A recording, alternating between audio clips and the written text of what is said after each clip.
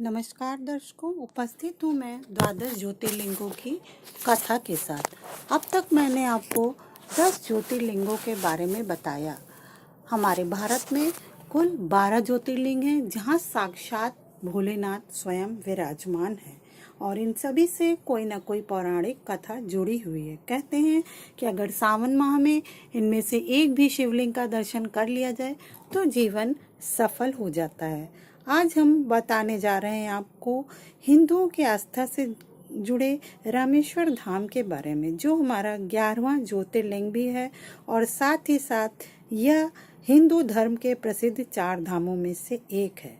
रामेश्वरम के बारे में कहा जाता है कि भगवान राम ने लंका पर चढ़ाई से पहले स्वयं अपने हाथों से इस शिवलिंग की स्थापना की थी। इसके बाद प्रभु श्री राम ने नल और नील के माध्यम से विश्व का पहला सेतु बनाया था। श्री राम ने पहले शिवलिंग की पूजा अर्चना की और फिर नल नील के बनाए पुल से होते हुए लंका पर आक्रमण किया। आइए जानते हैं इस शिवलिंग के बारे में अन्य खास बातें।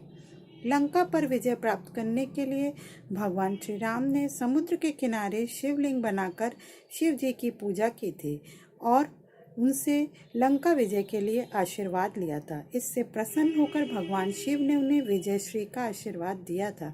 आशीर्वाद के साथ ही श्री राम जी ने शिव जी से अनुरोध किया कि जन कल्याण के लिए वे सदैव ज्योतिर्लिंग के रूप में यहीं पर निवास करें।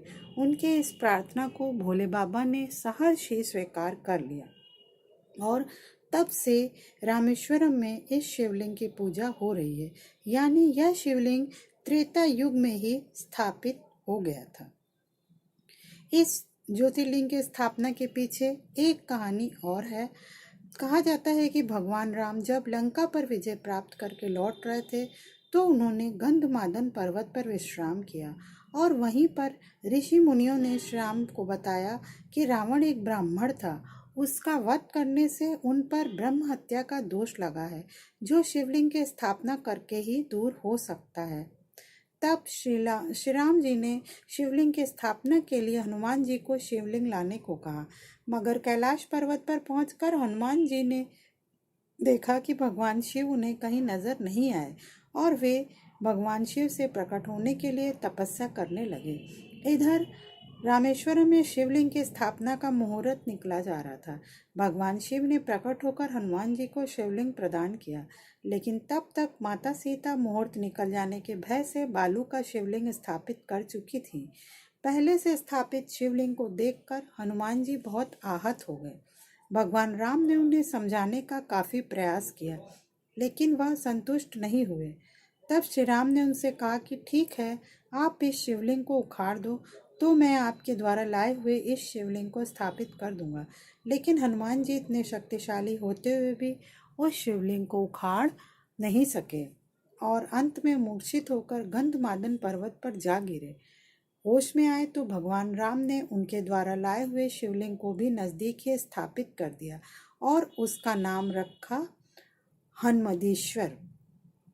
सावन के महीने में रामेश्वरम में जलाभिषेक करने का बहुत महत्व है। मान्यता तो यह भी है कि रामेश्वरम में शिव की विधिवत पूजा करने से ब्रह्म हत्या जैसे दोष से भी मुक्ति मिल जाती है। रामेश्वरम को दक्षिण भारत का काशी कहा जाता है।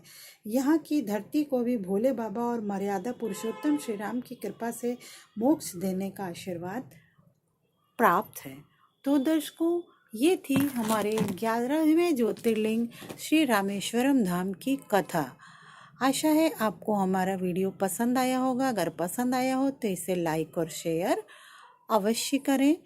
हमने अपने शेष वीडियो की लिंक इसमें सेंड कर दी है, आप चाहें तो उसे यहाँ से देख सकते हैं।